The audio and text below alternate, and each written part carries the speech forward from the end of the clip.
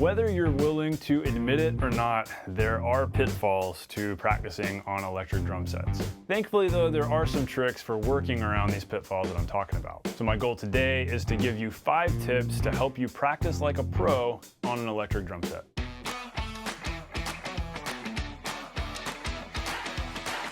Hey everybody, welcome to The Non-Glamorous Drummer. If you're new to the channel, be sure to subscribe.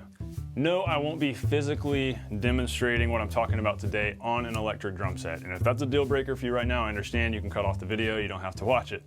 But I want to do my best to explain these things and kind of help you think about how you can apply things you're doing on your electric kit to a real kit. Now, I understand that some of you are gonna be like, Steven, you don't know what you're talking about. You don't have an electric drum set. You don't have a nice rolling kit. Those are really cool. And there aren't as many pitfalls with those. Yeah, I get it. And I've actually spent a lot of time playing on really nice rolling kits and some mid-tier rolling kits. And the first drum set I ever owned was actually a really cheap electric kit. So trust me, I've played on a bunch of different levels of electric kits because they're often house kits, whether it's at a certain venue or at a church. And so I've logged plenty of hours playing on those, even though I don't have one here in the studio. Right now, it's just not a good investment for me personally to have an electric drum set here. It doesn't make sense. But yeah, the first drum set I ever owned was a cheap electric kit, and I graduated to a real kit after about 2 years when I felt like I really needed the actual acoustic kit to really go further in my practicing. And I was able to do that because I lived in a house and it was a good situation where it was okay to make a little bit of noise. I also recently played a regular gig on a Roland TD50, like the highest end Roland that there is, which is a really cool kit. I played on that every week for about a year. And so I've got a lot of experience playing on those. And even those, yes, they're really cool kits and the technology is impressive, but there still are some pitfalls and we'll talk about that today. So let's dive in here. My goal today is not to tear apart electric kits because I understand that many of you, it's your best practicing solution. And it's great to have an e-kit in an apartment or a dorm room. I actually did that in college. I had my electric kit set up in my dorm room sometimes. And so those can be a great practicing tool. In the end, you don't want it to be your only practicing tool if your goal is really to master the instrument. But let's just go down the list, and I hope that the tips I give you today will help you to practice better on your electric kit if you are constrained to that. So the first big issue with a lot of electric drum sets is that the pads are too springy. When they come shipped from the factory, even if they're the mesh heads, they're just tuned way too tight and they're super springy. If they're the rubber pads, yeah, they're definitely springy, and those there's not really a workaround. But most of the drum sets these days, especially the Roland ones, have those mesh pads. And the best thing you can do with the mesh pads is tune them down. Even if it seems like you're going awkwardly low, like lower than you would tune an actual head, a lot of times that's better because you want to make sure you've got the proper amount of rebound. And you want to tune your floor tom pad low enough that it actually feels like a floor tom, and you're not encouraged to play double stroke rolls on your floor tom. And then your snare, you kind of want to maybe not necessarily go super loose on it, but go loose enough that it's not wearing out your hand every time you hit it. Because a big issue with electric kits is that they can wear out your wrist because there's so much rebound and they're not very forgiving. They don't absorb a lot of the stick impact, and so a lot of that can go up into your arm. But if you can loosen those mesh heads a little bit, so there's just a little bit of give, that can help a lot. Number 2, e-kits are set up way too small by default. And this is a very solvable problem. You just have to be aware of it and do your best to set up and spread out the pads and the cymbals on the kit the way that they would be positioned on a real kit. Now the TD50, not so much because the pads are realistically sized. Like the snare on that kit is a 14-inch, which is really cool. It feels almost just like a real snare when you get it tuned just right. But all the tom pads are smaller, and so it's very easy to have like tom, tom, tom, tom, have them all real tight right here, which can make it easy to play fast and move around the kit, but that doesn't translate. And if your goal is to translate to an acoustic kit, well, your toms are gonna have some distance because I've got a 13-inch here and a 16-inch here, and you can only have these so close to each other, especially if there was another one here and another floor tom here. So just think about that and do the same with the cymbals. The ride cymbal on an electric kit is probably not gonna be 20 inches or bigger, but imagine that it is and space them accordingly. Number 3, and this is kind of a 2-part thing just to help break it apart. When you're playing on an electric kit, you don't actually hear your playing, rather you're hearing the sounds generated by the brain.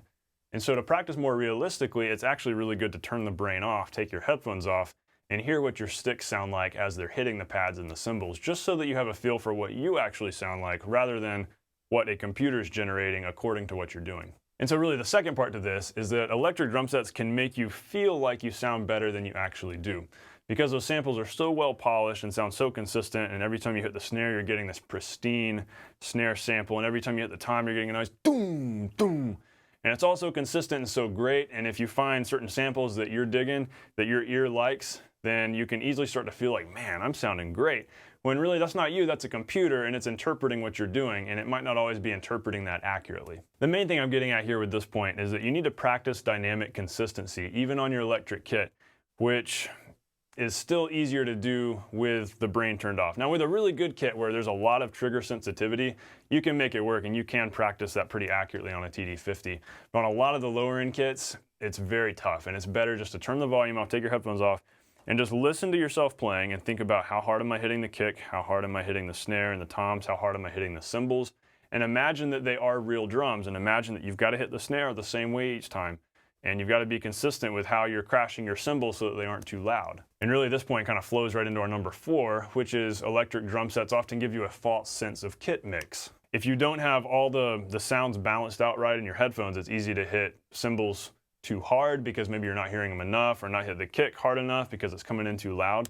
And so again, unplug your headphones for a moment, we'll put them back on, but unplug them for a moment, pay attention to how you're hitting everything, and make sure you're hitting the kick hard, heavy backbeats, but you're not hitting the cymbals too hard. Then once you kind of let that become your default, which is what it ought to be if you're playing real drums, then put the headphones back on and adjust the mix in the brain accordingly so that the cymbals are loud enough in your ears that you're not hitting them too hard, and the kick is soft enough in your ears that you're making sure to play it strongly.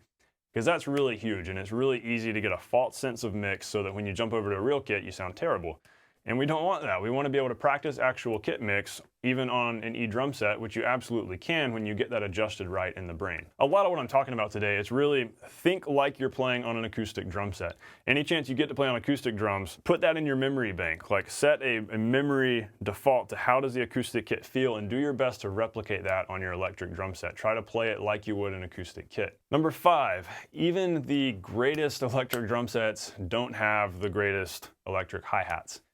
And so I mentioned earlier that I played on a TD50 for about a year, and we ended up switching to real hi-hats about, I don't know, 4 or 5 months in, because it's just, the technology is impressive. It's very impressive what Roland has done with the electric hi-hats, and the fact that they're on an actual stand and there are these 2 electric cymbals, and your foot pressure is triggering these different levels of slosh, and they've got 3 zones, and that's really cool.